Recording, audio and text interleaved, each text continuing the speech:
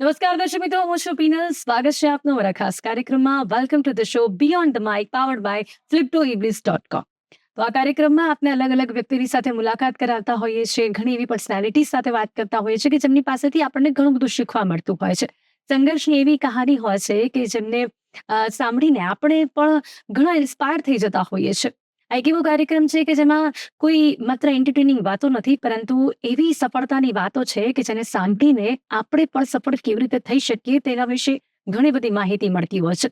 કારણ કે દરેક વ્યક્તિ જ્યારે એક મુકામ હાંસલ કરે છે, ઊંચાઈઓ પર પહોંચે છે, ત્યારે એની પાછળ હોય છે અઢળક મહેનત અને એની સાથે ઘણા બધા પડકારો પણ. ત્યારે જ જઈને કોઈ વ્યક્તિ પોતાનું નામ બનાવે છે. તો બસ આવી જ કહાનીઓ વિશે જ્યારે વાત કરી છે, ત્યારે વધુ એક એવી કહાની આજે આપણને જાણવા મળશે મિસ્ટર ધર્મેશ પારેખ પાસેથી, જેઓ આજે આપણા મહેમાન છે. મિસ્ટર ધર્મેશ પારેખ, જેઓ PRHVAC પ્રાઇવેટ લિમિટેડના ડિરેક્ટર છે, તે આજે આપણી સાથે આ કાર્યક્રમમાં જોડાયા છે. જી mister Dharmesh, welcome to the show. Thank you, Pinal, for inviting me. Thank you so much. તો સૌથી પહેલા ખાસ એમની કંપની વિશે આપણે વાત કરીશું કે જેમ મેં કહ્યું કે PRHVAC પ્રાઇવેટ લિમિટેડ એમની કંપનીનું નામ છે. એર કન્ડિશનરની આ કંપની છે.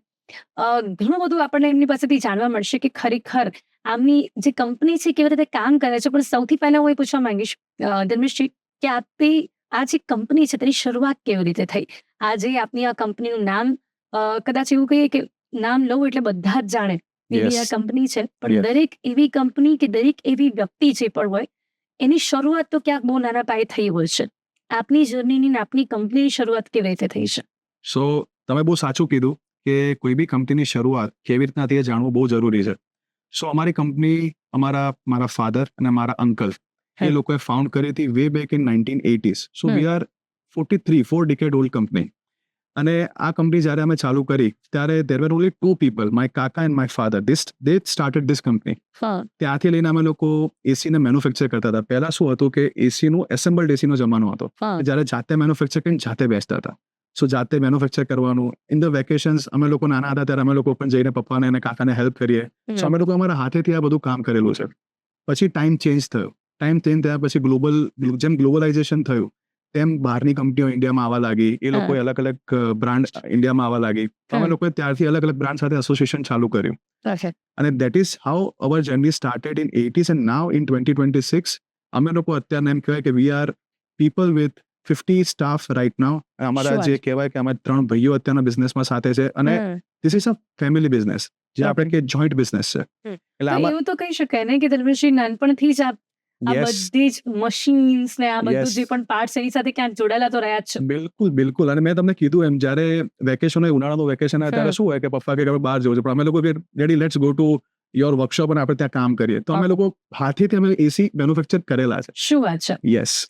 એસી મેન્યુફેક્ચરિંગની તમે વાત કરીને થોડું જાણી શકીએ આપણે કે કેવી રીતે થતું હોય છે, કેવી રીતે બનતું હોય? કારણ કે આપણે તો બહુ નજદીકથી જોયું હશે, આપણું તો આ કામ છે.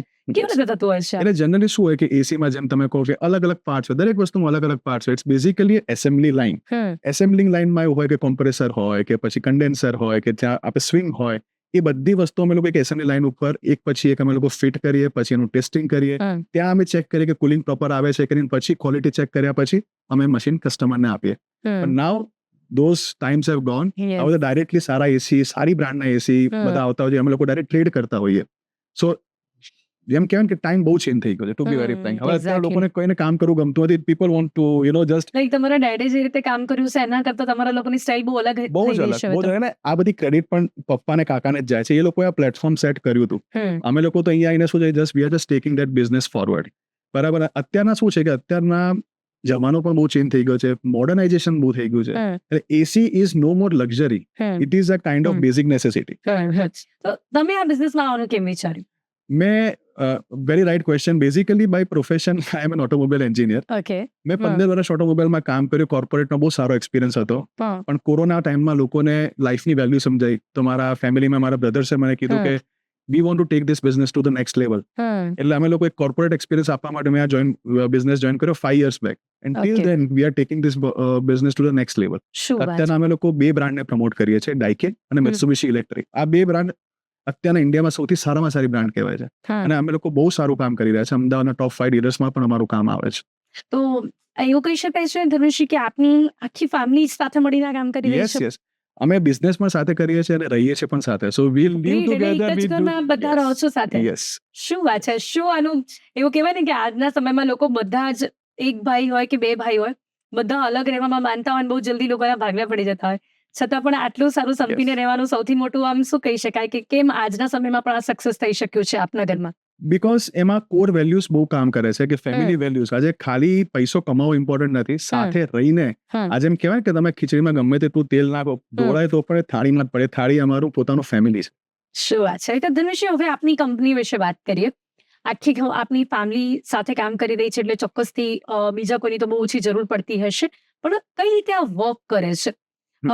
જેમ કે આપની જે કંપની છે, કોઈ પણ બિલ્ડિંગ છે, એ બિલ્ડિંગમાં એસી ફિટ કરી આપણે આજના સમયમાં તો કેટલી મોટી મોટી બિલ્ડિંગ્સ બની રહી છે, તો આ કઈ રીતે થઈ શકતું હોય છે? આખું ફિટિંગનું કામ હોય, આપની પાસે લોકો હવે આપ ક્યાંથી લઈને ક્યાં સુધીનું કામ કરી આપતા હો છો? બિલકુલ સાચી વાત છે. આજે તમે બહુ સરસ ક્વેશ્ચન પૂછ્યો, કારણ કે Ahmedabad is becoming like a metro city. અને અમદાવાદમાં જે પણ અત્યારે તમે સાંભળ્યું છે તો 31 માળના 40 માળના બિલ્ડિંગ્સ આવી રહ્યા છે. તો અત્યારે એવું નથી કે બિલ્ડિંગ બની જાય પછી તમે એસીની ડિઝાઇન કરો. જ્યારે બિલ્ડિંગની ડિઝાઇન થતી હોય ત્યારથી અમે લોકો ઇન્વોલ્વ હોઈએ. અમે લોકો ત્યારે એસીમાં ક્યાં આપણે આઉટડોર મૂકીશું, લાઈક ઇન્ડોર આપણા હોય, આઉટડોર ક્યાં મૂકીશું, એનું heat load calculation. Heat load calculation એટલે એવું નથી કે 150 સ્ક્વેર ફૂટનો એરિયા હોય તો તમે 1.5 ટન એસી લગાવી દો. ના, એવું નથી હોતું. અત્યારના ચારે બાજુ લોકોના બિલ્ડિંગમાં તમે જોવો કે બંગલો જુઓ તો ગ્લાસીસ હોય છે. સો ગ્લાસીસ એ છે એ ગરમીને વધારે ઇન્વાઇટ કરે.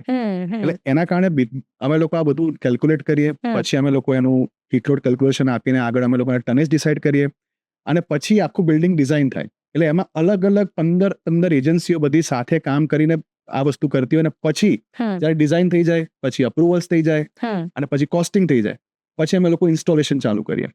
ઇન્સ્ટોલેશન ચાલુ કર્યા પછી કસ્ટમર જ્યારે રહેવા આવે પછી એનું મેન્ટેનન્સ કોન્ટ્રાક્ટ અમે લોકો લેતા હોઈએ. So this is a very big cycle in a way that તમે એમ સમજી શકો કે આ કમ્પ્લીટ એક લાઈફ સાયકલ છે. એસીની એક લાઈફ સાયકલ હોય. જો તમારી એસીની લાઈફ સારી જોઈતી હોય તો તમારે એટલીસ્ટ સારા ઓથોરાઇઝ ડીલર પાસે કામ કરાવવું જોઈએ જે કંપનીના અપ્રુવડ છે. અને સેકન્ડલી એમને જ તમારે મેન્ટેનન્સ કરવા દેવું પડે, સો ધેટ કે તમને કાઢીને કોઈ બી જાતનો ઇશ્યુ ના આવે. પણ how we can identify authorised dealer? કેવી રીતે આપણે એ જાણી શકીએ છીએ? કેમ કે અમને લોકોને તો કોઈ પણ શોપ દેખાય કે ઓકે ફાઇન, અહીંયા સેલ છે, એસી સસ્તામાં મળવાનું છે એટલે લોકો પહોંચી જાય ઇન્ડિયામાં. તો આ કેટલું જરૂરી છે કે તમે કોઈ પણ ઓથોરાઇઝ્ડ ડીલર પાસેથી જ એસી ખરીદો? એટલે તમે અત્યારે જોશો ને કે અત્યારના જમાનો સોશિયલ મીડિયાનો છે. જમાનો અત્યારે લોકોને કઈ બી વસ્તુ પહેલા સર્ચ કરવી હશે તો બેસ્ટ શું છે, તમે ગૂગલમાં પણ સર્ચ કરશો. તમે એક્ઝામ્પલ સેટેલાઇટમાં ઉભા છો, તમે એમ કહેશો કે મારે આ બ્રાન્ડનું એસી જોઈએ છે, રાઈટ? તો તમને જેવું કહેશો ઓથોરાઇઝ ડીલરનું નામ તમને ત્યાં બતાવી દેશે. સેકન્ડલી કંપનીની વેબસાઇટ્સ હોય છે, તમે ઓથોરાઇઝ ડીલરના સજેશન તમને કંપની ખુદ આપતી હોય છે. You can also do enquiry through email, through there call centre number. એટલે એનાથી તમને એક સાચું ગાઈડન્સ કરવા વાળી વ્યક્તિ તમને મળી શકે. એટલે એનાથી તમે આઈડેન્ટિફાઈ કરી શકો. અચ્છા, અત્યારે આપની કંપની કેટલા મોટા પાયે કામ કરી રહી છે? બીકોઝ આખા અમદાવાદની વાત કરીએ તો અહીંયા અત્યારે આટલા મોટા મોટા બિલ્ડિંગ્સ બની રહ્યા છે, ઓફિસીસ બની રહ્યા છે. એ ઓફિસીસમાં તમને કેવી રીતે એ લોકો કોન્ટેક્ટ કરતા હોય છે અને કઈ રીતે તમે એ લોકોના કોન્ટેક્ટમાં આવતા હોય છે? બિલકુલ, આ બહુ સારો ક્વેશ્ચન છે. આનો આન્સર હું તમને પ્રોમ્પ્ટલી આપીશ. આજે મેં તમને કીધું કે અમે 4 decade ઓલ્ડ કંપની છે. Proudly I can say I don't have a single salesman power. મને એમ કે તમે એવું કહેશો કે સેલ્સની બહુ મોટી ટીમ છે અને એટલા માટે બધા લોકો. સો આ શું છે, આ કસ્ટમર સર્વિસનો બિઝનેસ છે. તો અમે લોકો જેટલું કસ્ટમરને સાચવો એટલું કસ્ટમર જ તમને રેફરન્સ. અને માઉથ પબ્લિસિટી એક બહુ મોટો વિષય છે, તમને તો ખ્યાલ છે, તમે એન્કર છો. તો એનાથી તમને કન્ટિન્યુઅસ ઇન્ક્વાયરીઝ બનતી હોય. અમે લોકો જાતે જ અમે લોકો ઇન્વોલ્વ રહેતા. અને જ્યારે મોટો બિલ્ડર હોય કે મોટા આર્કિટેક્ટ્સ હોય, મોટા ઇન્ટિરિયર હોય, they always want our personal involvement. એટલે અમે લોકો ત્યાંથી જ એમને ઇન્ક્વાયરીઝ આપતા હોય અને એનાથી અમે લોકો એમને કન્વિન્સ કરતા હોય કે you should go for this option, you should go for this option. We have to give multiple options. Okay, so it's not that it's simple AC. It's like we are selling a dream to somebody. તો આપની કોઈ cells team જ નથી, એટલે mouth પબ્લિસિટીથી જ આપના બધા જ કોન્ટેક્ટ આવતા હોય છે? Yes, of course. હવે જ્યારે કોઈ પણ એક બિલ્ડિંગ હોય ને ધર્મેશજી, તો હવે એમાં આવે તમને કામ, તો કેટલો સમય લાગતો હોય છે? આખું ડિઝાઇન થાય પછી તમે કેવી રીતે નક્કી કરતા હો છો કે રૂમની સાઇઝ કેટલી છે? ફોર એક્ઝામ્પલ અત્યારે આપણે આ રૂમમાં બેઠા છીએ તો એમાં કેટલા ટનનું એસી લાગ્યું હશે? એક જ બિલ્ડિંગ હોય તો એમાં પણ જો રૂમની સાઇઝ અલગ અલગ હોય તો કેવી રીતે નક્કી થતું હોય છે? ડિઝાઇન બી કેવી રીતે થાય છે? એટલે એમાં શું હોય કે દરેક જે કસ્ટમર હોય એ છે ને ઇન્ટિરિયર ડિઝાઇનરને રાખતા હોય, આર્કિટેક્ટ્સને રાખતા હોય. એ લોકો એમનું ફર્નિચર લેઆઉટનું અમને ડ્રોઈંગ આપે કે આટલા અમને એક્ઝામ્પલ 50 સ્ક્વેર ફીટનો એરિયા છે, તેમાં 4 બેડરૂમ હશે, એક કિચન હશે, એક ડ્રોઈંગ રૂમ હશે કે મે બી એક લિવિંગ રૂમ હશે. તો એનો પાર્ટીશન કેવી રીતના પાડેલા છે, એમાં એપ્લાયન્સીસ શું આવવાની છે, કેટલી ઇલેક્ટ્રિક લાઇટો આવવાની છે, કેટલા એપ્લાયન્સીસ આવવાના છે, એના પરથી અમે લોકો એક લોડ ક્રિએટ કરીએ અને એ લોડ ક્રિએટ કર્યા પછી અમે લોકો એમાં ટનેજ ડિસાઇડ કરીએ. So it's very simple but it's very technical. Okay. Yeah. હવે અત્યારના સમયમાં જે એઆઈ જોવા મળી રહ્યું છે, ટેકનોલોજી જોવા મળી રહી છે, શું લાગે છે આપને પણ કે ટેકનોલોજીની સાથે સાથે એર કન્ડિશનર્સમાં આવતી મશીન્સ અને તેની સાથે સાથે એને આપણે જે રીતે ઓપરેટ કરીએ છીએ એમાં ઘણા ચેન્જીસ જોવા મળી રહ્યા છે અને ઇન કમિંગ ડેઝ પણ વધુ ચેન્જીસ જોવા મળશે? યસ, ઓલરેડી એ ચેન્જીસ ચાલુ થઈ ગયા છે અને અત્યારના મેં તમને કીધું એમ સેન્ટ્રલાઇઝ એર કન્ડિશનિંગ જે કન્સેપ્ચ્યુઅલી જે આવી રહ્યા છે એમાં દરેક જગ્યાએ there will be a future કે ફ્યુચરમાં એ લોકો એ રીતના કામ કરી રહ્યા છે કે સપોઝલી એસીમાં કોઈ ફોલ્ટ આવવાનો હોય કે કંઈક એરર કોડ આવતો હોય, ઇન્સ્ટેડ આખો એરર જનરેટ થયા પછી તમને ખબર પડે કરતા પહેલા જે તમને મેસેજ મે બી ઓથોરાઇઝ ડીલરને કે કસ્ટમરને રજિસ્ટર્ડ નંબર ઉપર જતું રહેશે so that we can prevent the incidents. હવે આ બિઝનેસ અહીંયા સુધી પહોંચ્યું છે ધર્મેશજી, તો કોઈ પણ બિઝનેસ આપણે આગળ વધારીએ ને તો ક્યાંક ને ક્યાંક અમુક પડકારો તો આવતા હોય છે. કોઈ ચેલેન્જીસ યાદ આવે છે આપને આખી આ જર્નીમાં કે આ એવા ચેલેન્જીસ હતા પણ લાઈક તમે મહેનત કરીને હિંમત કરીને તમારા ફેમિલીએ એ સોલ્વ કરીને રિઝોલ્વ કરીને આગળ વધ્યા હો? આખી દુનિયાની એક જે ચેલેન્જ આવી હતી ને દેટ વોઝ કોરોના. કોરોના ટાઈમમાં એવું હતું કે 1.5 વર્ષ કે 1.5 વર્ષ કે વોટ એવર આપણે જે લોકડાઉન હતું it was a global event, right? Exactly. એ ટાઈમમાં એ ટાઈમે અમારો સ્ટાફ વોઝ અરાઉન્ડ 35 પીપલ અને એ લોકો પણ જોબલેસ હતા. જોબલેસ તો ના કહેવાય, વર્કલેસ કહેવાય. અમે લોકો એક વસ્તુ એન્શ્યોર કરી હતી, અમે લોકો ઘરે પૈસા નહીં લઈ જઈએ પણ વી વિલ મેક શ્યોર કે અમે એ લોકોનું ઘર ચાલવા દઈશું. આજે અમારું તમને સ્ટાફનું એવરેજ રિટેન્શન તમને કહું કે મારા પાસે જે એવરેજ સ્ટાફ છે that is more than 7 years old. એટલે કેટલો સ્ટાફ હશે? અમારા કેટલી અત્યારે સંખ્યામાં? 45 to 50 પીપલનો સ્ટાફ છે, એમાં 5 ક્વોલિફાઈડ એન્જિનિયર્સ છે અને ઓકે. બાકી બધા અમારા ટેકનિશિયન્સ અને હેલ્પર્સ છે. ઓકે. યસ, અને એ જે ચેલેન્જ આવી હતી એમાંથી અમે લોકો ધીમે ધીમે કરીને બહાર આવ્યા. પણ યસ, એ જે ટાઈમ હતો એ વેરી ચેલેન્જિંગ, બટ એમાં અમે લોકોએ અમારા જે ફેમિલીનું બોન્ડિંગ થોડુંક સારું કર્યું so that we food understand each other કે આપણે આગળ સપોઝ એની લોકડાઉન ખુલે છે તો પછી આપણે શું કરીશું, ચાલ જે થઈ ગયું છે થઈ ગયું, આગળ આપણે શું કરીશું એની વાત કરીએ. તો અમે લોકો સોલ્યુશન ઉપર બહુ જ કામ કરતા હતા. હવે બહુ જ સારી વાત છે કે કોરોનામાંથી ઘણા બધા લોકોએ ઘણું બધું શીખ્યું છે. તો હવે છે ને જ્યારે વાત એર કન્ડિશનની હોય તો આપણે એ પણ જોઈએ કે કોઈ પણ કંપની હોય, કોઈ પણ પ્રોડક્ટ હોય, આપણે માત્ર એસીની વાત નહીં કરતા, આપણે કોઈ પણ પ્રોડક્ટની કોઈ બી કંપની હોય તો એકવાર ડિલિવર કર્યા પછી પણ ઘણી બધી સર્વિસીસની વાત આવતી હોય છે કે જેના કારણે કોઈ પણ ડીલર ઉપર વ્યક્તિ કસ્ટમર ભરોસો વધારે મૂકતો હોય છે. તો આપ આફ્ટર લાઈક જ્યારે કોઈ પણ સેલ થઈ જાય એના પછીની સર્વિસીસ કઈ પ્રોવાઈડ કરતા હોય છે? Yes, I will explain to you. જ્યારે અમે નવું એસી કોઈ બી સેલ કરતા હોઈએ તો અમે ફર્સ્ટ યરની જે સર્વિસ હોય 3 ફ્રી સર્વિસીસ તો અમે આપતા જોઈએ છે ફ્રી ઓફ કોસ્ટ. અમારું એક આખું સર્વિસનું ડિપાર્ટમેન્ટ છે જેમાં એક મેનેજર છે અને બેક ઓફિસના સ્ટાફ હોય. અમારું આખું એક એક્સેલમાં અમારું જે અમારું મેન્ટેન થતું હોય એના પછી અમે લોકો સોફ્ટવેર પણ CRM ના સોફ્ટવેર પણ અમારી પાસે છે કે જે સર્વિસ ડ્યુ થતી હોય એ પણ કસ્ટમરને ફોન કરીને સામેથી અમે કહીએ, કસ્ટમર અમને ફોન ના કરે. અને જેવું એમની થર્ડ સર્વિસ પતતી હોય ત્યારે એમને એક AMC એન્યુઅલ મેન્ટેનન્સ કોન્ટ્રાક્ટની એમને એક ઓફર પણ જતી રહે સો દેટ એ ફોલોઅપ અમારી સાઈડથી જ થાય. કસ્ટમરને ખબર, જનરલી કસ્ટમરને ખબર ના હોય કે અમારું વર્ષ થઈ ગયું, 2 વર્ષ થઈ ગયું, એમને નથી ખબર હોતી. એ અવેરનેસ અમે લોકો ક્રિએટ કરીએ through WhatsApp marketing, through SMS media કે ભાઈ આ રીતનું છે. તો એનાથી અમારું એવરેજ રિટેન્શન કસ્ટમરનું 80% છે, 80. શું વાત છે, ગ્રેટ. એટલે એના પછી બી સર્વિસીસમાં આપવા માટે આપ એકદમ સતત પ્રયત્નશીલ રહેતા હો છો. અને મને આપને પણ લાગે છે કે પછીની સર્વિસ બહુ મેટર કરતી હોય છે. એકવાર આપ્યા પછી ભૂલી જાવ તો કસ્ટમર અને ડીલર કે કોઈ પણ વ્યક્તિ એની સાથેનો જે સંબંધો હોય છે એ ત્યાં જ ગાઢ થતા હોય છે. યસ, કારણ કે આજે હું જ્યારે નવું મશીન, એક્ઝામ્પલ કોઈ કે આજે સ્પ્લિટ એસી આપણે વહેંચતા હોય તેમાં હું કહેતો હોય કે એમાં 5 વર્ષની PCBની વોરંટી આવશે અને 10 વર્ષ કોમ્પ્રેસરની વોરંટી આવશે, તો 10 વર્ષ સુધી તો મારે કસ્ટમરને સાચવવો પડશે ને. So that is a basic thing I have to provide service, right? તો આપની મતે કારણ કે ચલો આપનો બિઝનેસ તો બહુ અલગ છે, મોટી બિલ્ડિંગ્સમાં કેવી રીતે સેન્ટ્રલાઇઝ્ડ એસી અને એ તમે એનું ડીલરશીપનું છે, પણ કારણ કે તમે એસીની સાથે અને ઘણા સમયથી બિઝનેસની સાથે છો, તો જો લોકો એસી બાય કરવું હોય ધર્મેશજી તો કઈ રીતે બાય કરવું જોઈએ? લાઈક એટલું જ ખબર પડે લોકોને કે આપણે સ્પ્લિટ એસી જોઈએ છે, વિન્ડો એસી જોઈએ છે, કેટલા ટનનું જોઈએ છે અને કયા એસીમાં સેલ છે, કઈ બ્રાન્ડમાં ઓછામાં આપણને મળી જશે. આપની મતે શું ધ્યાન રાખવું જોઈએ એસી લીધા પહેલા? જો આઈ એમ અ વેરી પ્યોર બિઝનેસમેન, તો આઈ વુડ ઓલવેઝ સે કે ડાઇકિન ને મિત્સુબિશી સિવાય કશું ના લેવાય, રાઈટ? ઓકે, પણ આજે ચલો ફાઇન, રીઝન શું છે? રીઝન એ છે કે તમે શું કઈ રીતે કન્વિન્સ કરો છો લોકોને? કન્વિન્સ નહીં, I am very particular about what I speak, right? આજે ડાઇકિન અને મિત્સુબિશી, આજે હું તમને ડાઇકિન કહું તો તમને ડાઇકિનનું રેફ્રિજરેટર યાદ આવે, ડાઇકિનનું વોશિંગ મશીન યાદ આવે, ડાઇકિનનું ટીવી યાદ આવે. They are pure into AC. Yes સો આજે મારું વિઝન ને કંપનીનું વિઝન બી મેચ થવું જોઈએ કે મારે એસી સિવાય કશું જ નથી મેચવું, અને that company is also focusing only on the AC. એટલે એનું વિઝન ને મારું વિઝન મેચ થાય. That is why I would always say કે આનું 100% ફોકસ આ કંપનીનું એસી ઉપર જ છે. So that is the reason I will always say કે જે કંપની જે નું કોર બિઝનેસ આ છે એ બિઝનેસ તમારે કરવો જોઈએ. આપણે જેવી રીતે વાત કરી કે એડવાઇસની કે ચલો આપણે આ બંને બ્રાન્ડની વાત કરી, પણ ધ થિંગ ઇઝ કે એમાં કઈ કઈ બાબતો એમને જોવી જોઈએ ટેકનિકલી, તો એમાં શું કહેશો આપ? ટેકનિકલી આજે હું તમને એક વસ્તુ કહું કે ટેકનિકલી આજે બે વસ્તુ જોવી જોઈએ. કંપનીની પોતાની બ્રાન્ડ ઇમેજ કેવી છે. આજે હું તમને કહું ડાઇકિન અને Mitsubishi, these are Japanese companies. Japanese are considered to be one of the pioneer in any invention. કોઈ બી ઇન્વેન્શન તમે ખાલી એસીમાં નહીં, કોઈ બી ટેકનોલોજીકલ તમે કહો શું કે Japanese are the best. Yes exactly. બરાબર છે, આ જાપાનીઝ કંપની છે. બીજી વસ્તુ એ છે કે એ લોકોનું મેન્યુફેક્ચરિંગ, ડાઇકિનનું મેન્યુફેક્ચરિંગ અહીંયા ઇન્ડિયામાં બહુ મોટા લેવલ ઉપર છે, રાઈટ. અને અત્યારે તો એ લોકો ઇન્ડિયાને એક્સપોર્ટ હબ બનાવી રહ્યા છે કે જે અહીંથી બીજી કન્ટ્રીઝમાં એ લોકો એસી મોકલવાના છે. તો એ લોકોનું ફોકસ અને એ લોકોની quality is the only thing which should matter when I cell the AC, because I have to provide services also. આજે હું કોઈ બી બીજી બ્રાન્ડનું કહી શકું, પણ એના પછી મારે સર્વિસીસ આપવી, પણ મને પોતાને કોન્ફિડન્સ હોવો જોઈએ. એસીનું મેન્ટેનન્સ કેટલું જરૂરી છે? તો it's a very good question again. Maintenance એટલું જરૂરી છે કે જેટલું કે સમજો કે આજે મેં તમને કીધું કે ફર્સ્ટ યરમાં હું તમને 3 ફ્રી સર્વિસીસ આપું છું. મેન્ટેનન્સ તમે ના કરો તો શું થાય કે અત્યારે બધી જગ્યાએ કન્સ્ટ્રક્શન એક્ટિવિટી ચાલતી હોય કે પોલ્યુશનના કારણે ફિલ્ટર ચોકઅપ થઈ જાય, આઉટડોરમાં ધૂળ ભરાઈ જાય. એનાથી શું થાય? એક તો મશીનના એમ્પિયર એટલે શું કે કરંટ ડ્રો વધારે કરે, એ તમારું એક તો ઇલેક્ટ્રિસિટીનું બિલ વધારે આવે.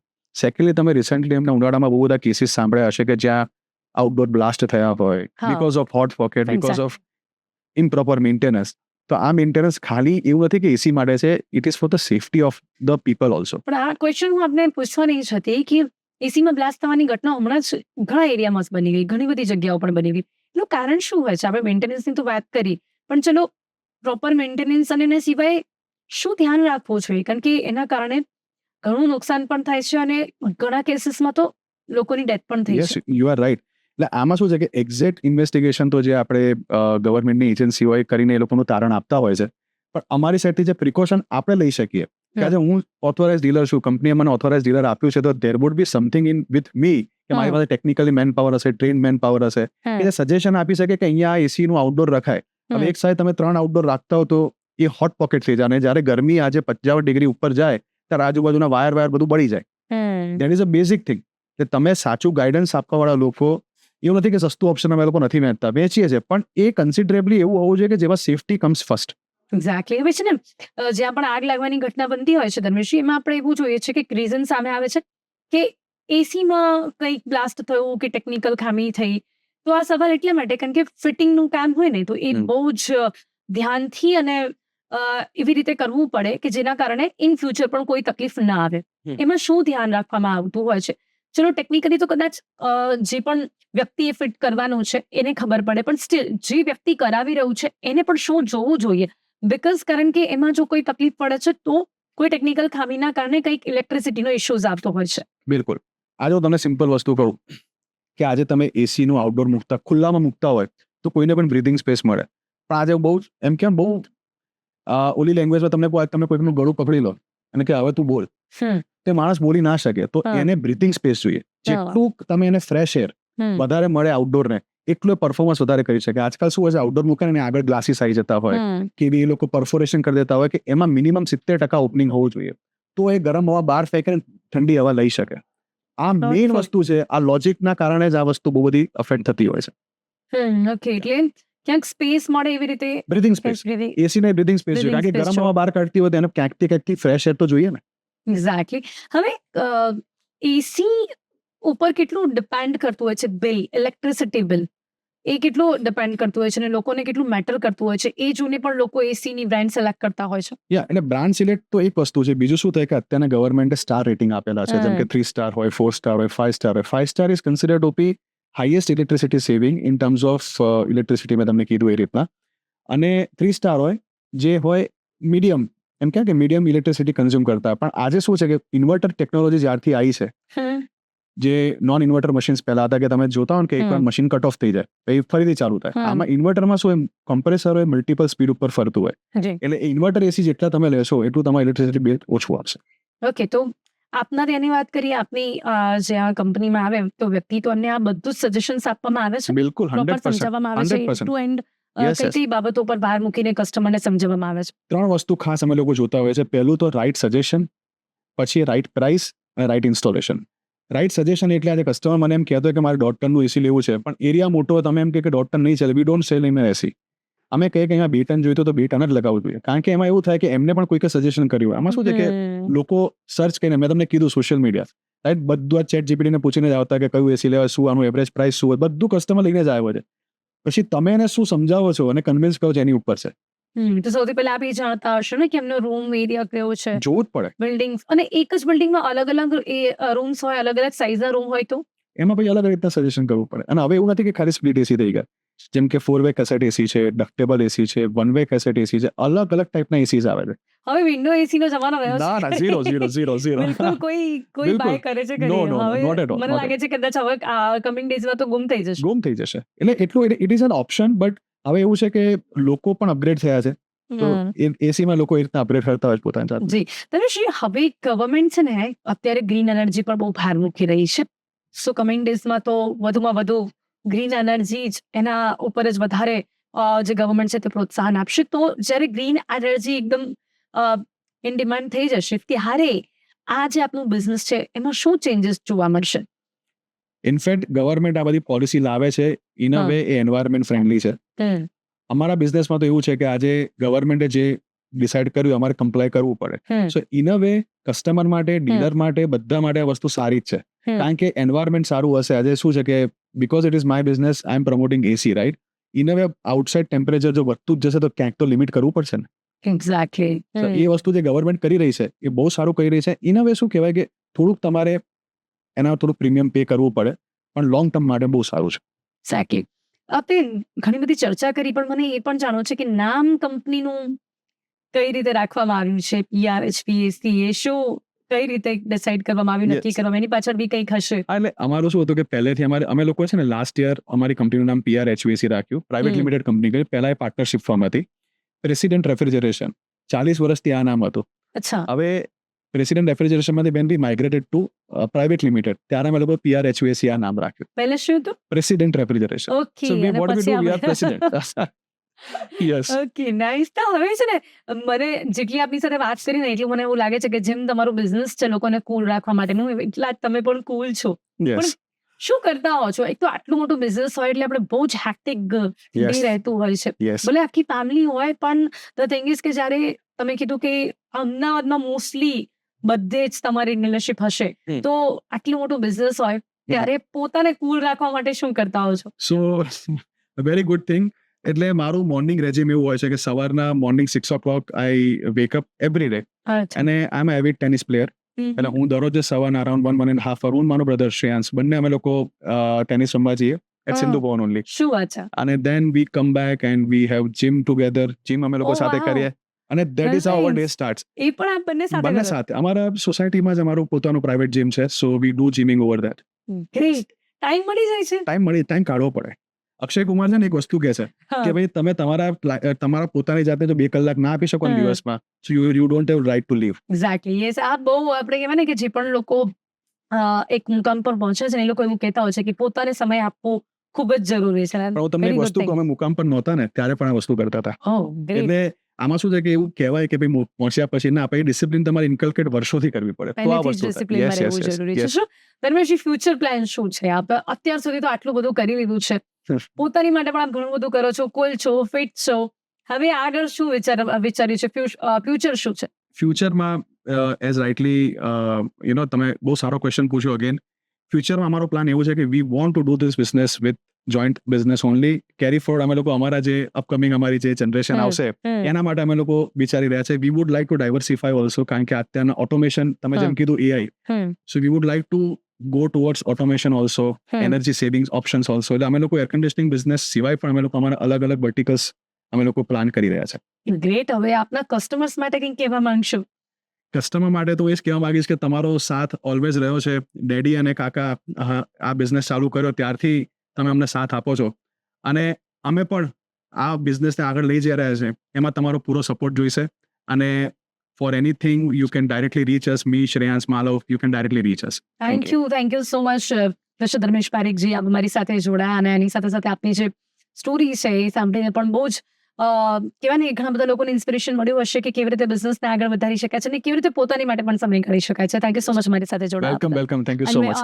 Very all the best for the future plan.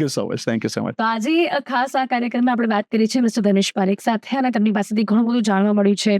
ઘણું બધું એવું પણ જાણવા મળ્યું છે કે કેવી રીતે આપણે આપણા બિઝનેસને આગળ વધારી શકાય છે. અને એમાં ખાસ એવું છે કે કસ્ટમર્સને સર્વિસ પહોંચાડવી અને એમની સાથે હંમેશા કનેક્ટ રહેવું પણ કેટલું જરૂરી છે. બસ આવી જ વાતો કરતા રહીશું, આવી જ પર્સનાલિટીની સાથે આપની મુલાકાત કરાવતા રહીશું. પરંતુ હાલ સમય કયો છે રજા લેવાનો. રજા આપશો. નમસ્કાર.